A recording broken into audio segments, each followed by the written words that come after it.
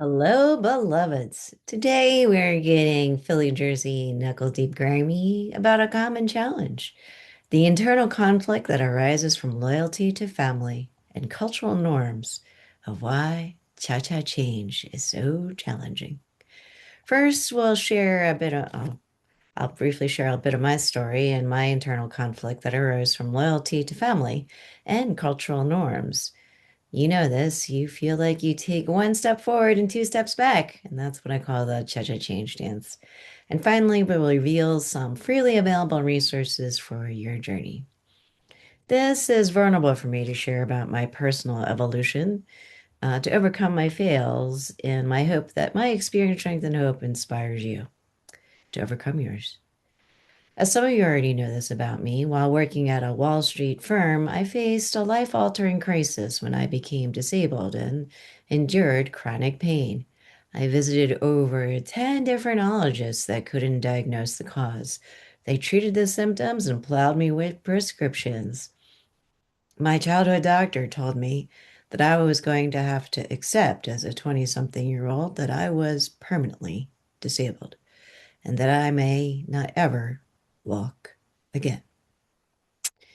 Eventually, I exhausted all Western medical methods, and my internal reaction was my parents and husband tried to get me to accept the assumed current circumstances. Um, Now, ex-husband, this that that this was my life now, and not much will change in the future. As a recovering people pleaser, as much as I 100% believed in American medicine and how I wanted to stay loyal to my family, I was afraid I'd lose them if I did something else. And that fear kept me frozen for some time as I numbed out on varying scripts, prescription painkillers. My doctor had to change up the dosage as I built up a tolerance to them. And I laid there, lifeless, like a vegetable in a recliner chair, drooling on myself, strung up on my scripts. I couldn't do much of anything independently. Couldn't drive or take public transportation. And we had already hired an estate planning lawyer, preparing for my death as I continued to lose weight because I couldn't eat solid food. I drink juices and eat some yogurt for some calcium and some protein, and I was under 100 pounds. Skin and bones. It hurt to sit because I had no fat in my butt. I'd have to rotate in my chair because I was so bony. And occasionally I'd watch PBS. One day on PBS, public TV, I watched lions fighting for their survival. I vividly remember their territorialness, ferociousness, and their ability to go for it, even if that meant their own demise. And that was the spark of inspiration that I needed to reduce my pill popping. What came back to me was an inner knowing that kept on prodding, nudging, and pulling me to fight for my own life, my sober, abundant life vision. No one else could advocate for me. Everyone, my doctors, my parents, and my then husband, had written me off as actively dying. And I had to get back to actively living. I just didn't know how. As a rational agnostic atheist that grew up Catholic, I didn't know what to believe because my priest had gotten a nun pregnant. I mean, they ended up staying in town and got married, had a few more kids, and great people. But at the time, I was a teenager and it kind of just rattled me. In my gift of desperation, I was willing to try anything that would cure me. I asked my husband to drive me to the library, and there I checked out 10 plus books on alternative medicine for the month. First, I turned to and studied traditional Chinese medicine, or TCM, meridians or energy lines in the body, acupuncture, acupressure, and Asian philosophy like Buddhism and Taoism. I engrossed myself in Vedic Ayurveda, chakras, and yogic wisdom. I read about lost civilizations, ancient societies, and shamanism. What I was exploring was clashing with how I was raised and my inherent trust of the American medical system. All my beliefs were being torn apart of growing up Asian American, raised in my parents', grandparents, and great grandparents' European American cultures. So many fears kept on arising whether my family would still love me if I began to express them. But my sober, abundant life vision kept on pulling me toward it. Then I cross correlated belief systems to find consistent patterns, because that's just what I like to do. You know what I'm saying?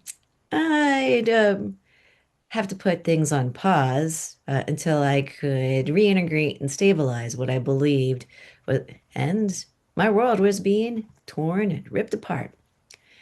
Finally, I was ready to go for it. You know, lots of cha-chas. I was ready to go for it. As a last-ditch effort, my husband suggested that we go to Asia, specifically to Korea, where I was born, and Mongolia, where he was born and where he was from. We rolled all of my medical debt into our mortgage to free up our credit card balances to finance the trip. We were on the search for international healers that could cure me. I won't go into the details of what I did in Asia, and we'll save that for another time. But you might be able to relate to my story and the feelings of it, even if you're not on the edge of death. Cha-cha change can feel like death. As many of you know, I've struggled in my sobriety and have been in trauma recovery for over 15 years. I can deeply relate what you might be facing right now and what I call your dark night of the soul, or 5 stages of grief from your loss of your job, relationship, health, identity, from employee to entrepreneur. You name it, whatever is causing the cha-cha change dance. And the cha-cha change dance can feel like one step forward and 2 steps back. Cha-cha-cha. You yearn for cha-cha change because your current circumstances are too painful. And you can feel pulled toward your, and I have mine in parentheses, sober, abundant life vision. You may not be pursuing sobriety, but that's okay. You may be pursuing generational trauma recovery, as well as from family addictions, abuse, allegiance, and/or poverty, whatever works for you best.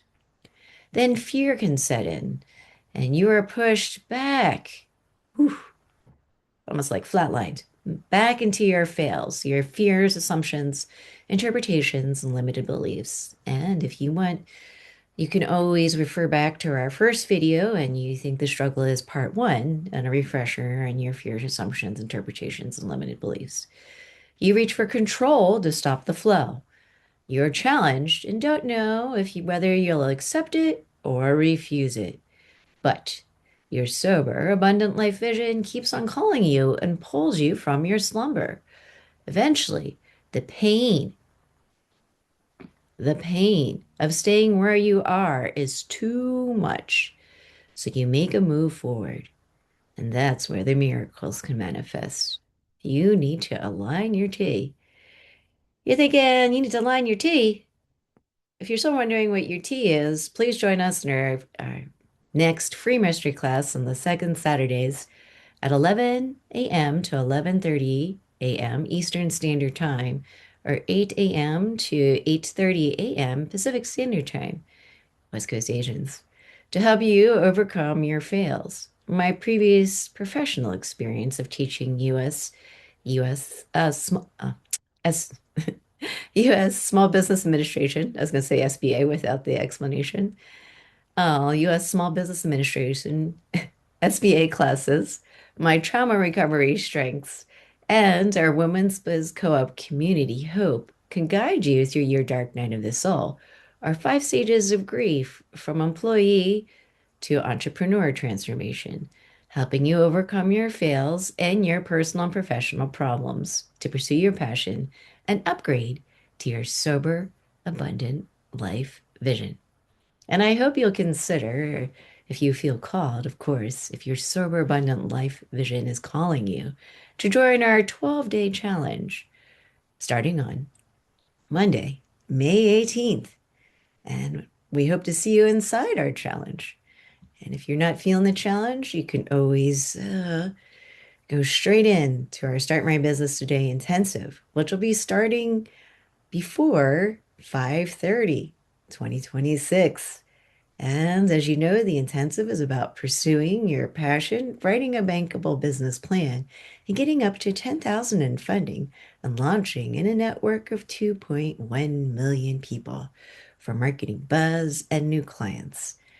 Based on my experiences at the U.S. am I going to slaughter it? U.S. Small Business Administration, the SBA. I put together in a perfectly positioned package for you to be successful and to launch within this year. Anyway, a lot of choices to choose from. And I know that cha-cha change dance can feel like one step forward and two steps back. But you can, at this point in time, stay in your pain, or you can grow towards your cha-cha change dance and your sober, abundant life vision. Ultimately, the decision is yours. Bye for now.